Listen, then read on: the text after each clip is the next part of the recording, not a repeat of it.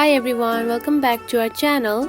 In today's video, I'm going to show you how to add fonts on your videos using the Clipchamp app. If you have ever wanted to make your text pop in your videos, adding the perfect font can make all the difference. So let's get started. First of all, find the Clipchamp app on your home screen. Now open it. Now choose one video that you want to edit. Now to add the fonts, write the text that you want to add. Tap onto the text button which is right here. Now again tap onto text. Now type the text or caption, anything that you want to add to your video. Now tap to check mark. Here you can find the font option. Now select it.